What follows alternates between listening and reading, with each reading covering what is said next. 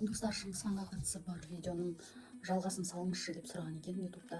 Ютубта өзі 10 шақты ғана оқырманы бар, соның өзі активный болып осы кеше ғана салған видеома пікірлер жазып жатыр.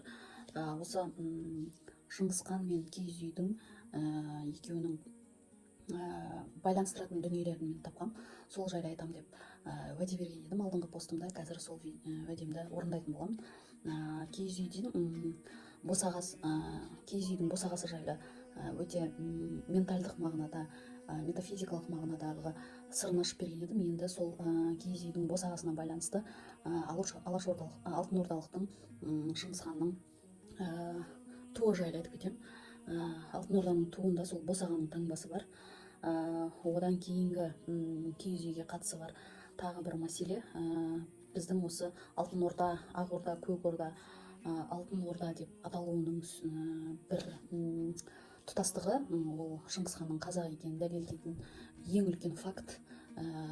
Киіз үймен байланысты 12 қанатты, 6 қанатты, 24 қанатты үйлердің алтын орда, ақ орда, көк ордамен қатысы бар екенін, киіз үйді жақсы танитын адамдар келеді. Сол балама атаулардың өзі мынау Шыңғысхан қазақтың киіз үйін жақсы білген, сол атауларды қолданған. Сосын әлгі біздің алтын ордалықтардың туын сол именно босаға таңбасын қойған. Осылардың бәрі кәдімгідей бұлтартпас дәлелдер Шыңғысханды қазақ екенін, оның киіз үйде өніп өскен тамаша қазақтың текті ұлы екенін, өзінің осындай таңбаларымен, жаңағы алтын орда, ақ орда, көк ордаларға қойып кеткен аттарымен ақ спокойно дәлелдеуге болады.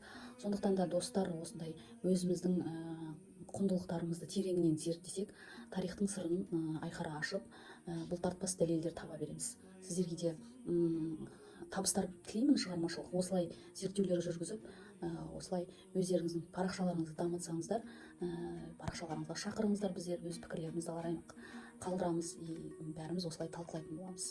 Қош сау болыңыздар, келесі посттарға дейін.